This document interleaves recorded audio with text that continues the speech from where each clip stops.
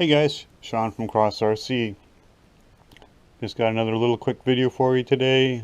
Sorry, I just realized I did it again. In my last video I made the comment that I said a lot and I just did it now, so I apologize. I'm trying to get better at not doing that, but we'll get there eventually. Anyway, a couple things to go over with you today. One including a feature on the AT4, more specifically the radio, but we'll get to that in a second. Two things real quick. I've had this happen 3 times in the last week where I've had an order come through for processing that the address hasn't been done correctly on. So please make sure that your address is filled out correctly on the website. See, I just did it again. Wow. I know it can be kind of confusing because the website has 2 different lines that say address 1, address 2, or something along those lines. Typically that's the way it's written. The reason they do that is specifically for if you're having something shipped to you at a different address, perhaps a work address, because you don't want something like this sitting on your porch for 4 to 6 hours while you're at work, or if it happens to show up while you're out of town, you don't want that. So you have it shipped to your place of work, or who knows, somewhere else. That's what that second line in your address form is for. Is your name goes on top. In the second line you put C/O, care of, and then the company. Third line, full address. Don't put your half your address in one line and half the address in the second line, because our system doesn't recognize that and kicks it out, and I have all kinds of headaches trying to figure out how to get the address back to one line. If you're having it shipped via UPS, if you specify you want UPS shipping, make sure that you have your complete phone number listed and it's complete. I had one last week where the person requested UPS. I was missing a digit on the phone number. Fortunately, I have a backup method for shipping that 9 times out of 10 will work, but it's still inconvenient because when it comes to actually processing the order and getting it marked as shipped, I have to go back, track down the tracking number, add the tracking number to the order, and then I can actually finalize it, and you can see that, hey, it was shipped, and oh, here's my tracking number. If I don't have that information correctly from the website, I can't do that. I just realized you guys are turned a little bit. Sorry. Damn it. So keep that in mind. Make sure your address is correct. Make sure you got a phone number if you specify UPS. It makes life so much easier. Second thing, you may have noticed on the website, we now carry the line of HG trucks, military trucks on the site. Now specifically we're carrying the ready-to-run versions, or almost ready-to-run versions. They do need a battery, but for the most part everything else is there. They are complete with electronics, radio systems, and in some cases specifically like the Hemet with the dump bed, which one is it? I think there's 2 of them. I think maybe even the Humvee. Their radio system is pretty intense with the number of switches and channels available on those in order to make all the functions operate.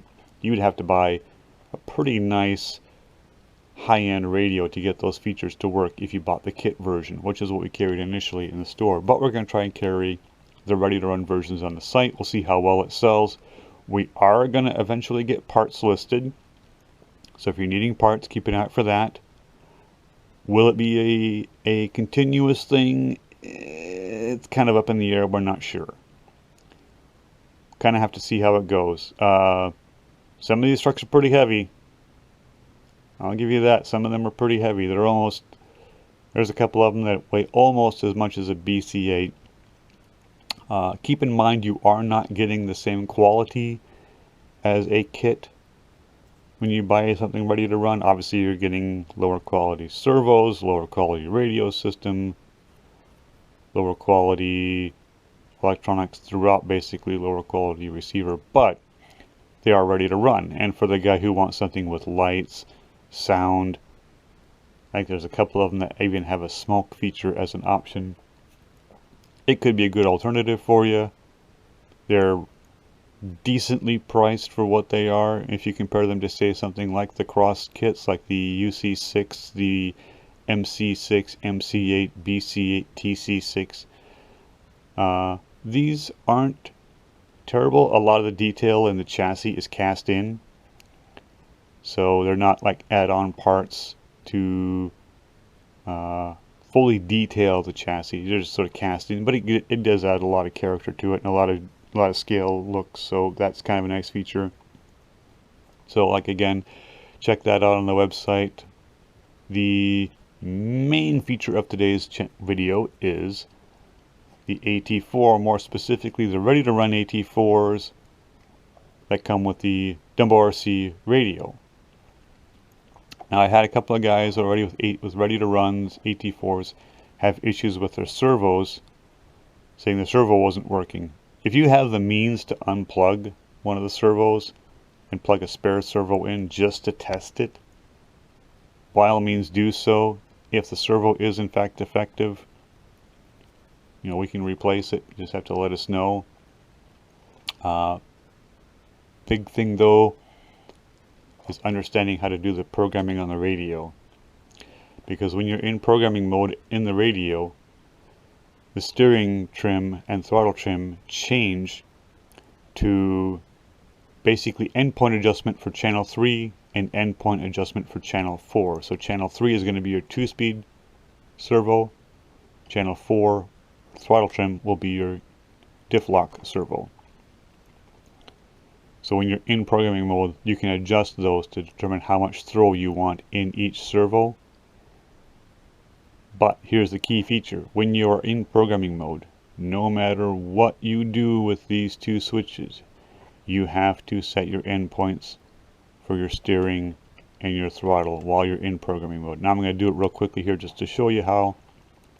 There's all kinds of videos on YouTube you can watch on this, but this is the way, kind of the way we figured out. So you got to pull full throttle, turn the steering wheel full left, hold it there, turn the radio on, release the steering wheel, release the throttle, and push channel 3, and then you get the flashing light on top.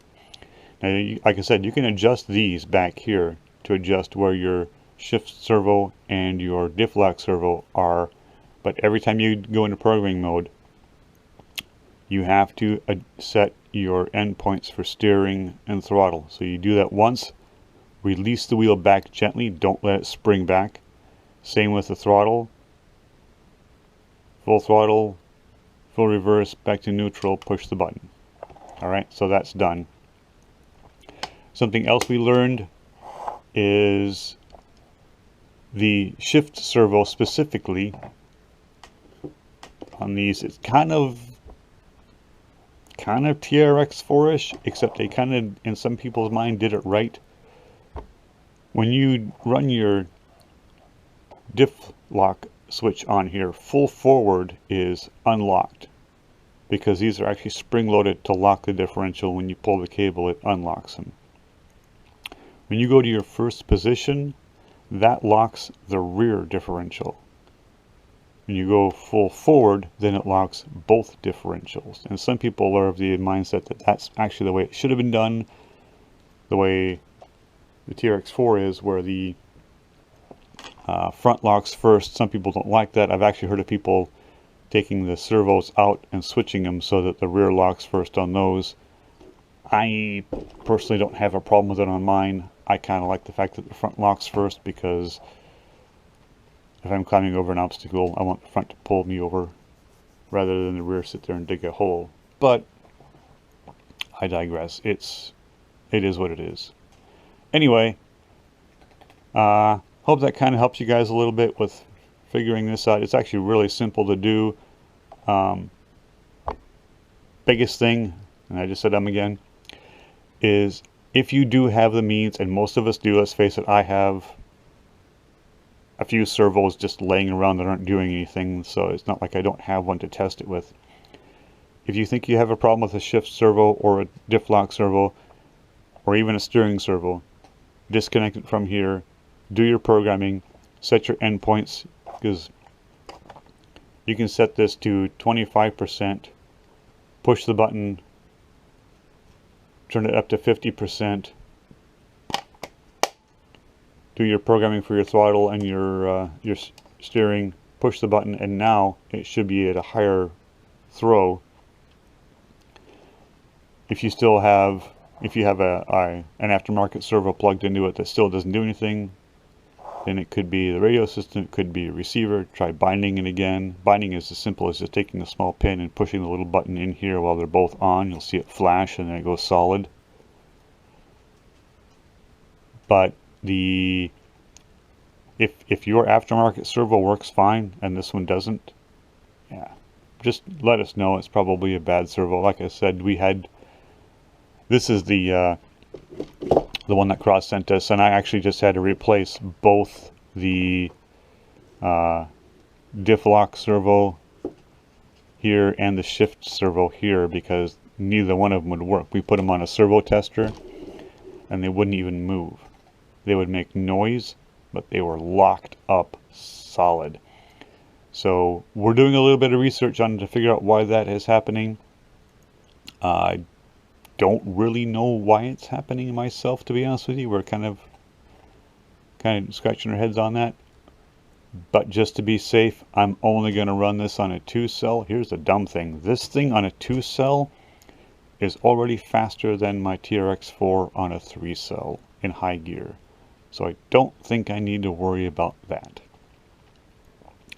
But it could be that maybe the servos don't like 3-cell power. We're not quite sure. I'll do an update if that is in fact the issue. But in the meantime, that's how you program it. If you have the means for doing a... sorry, I had to turn you there again. Have the means to acquire or have an aftermarket servo laying around that you can use for testing purposes, definitely recommend doing that. So hopefully it helps a couple of guys out. I know we've had a couple of guys contact us at the store. I have one guy specifically who I'm waiting for an address for to get him a shift servo sent out because I know his are defective. But in the meantime, guys, if you have any questions, shoot them down below.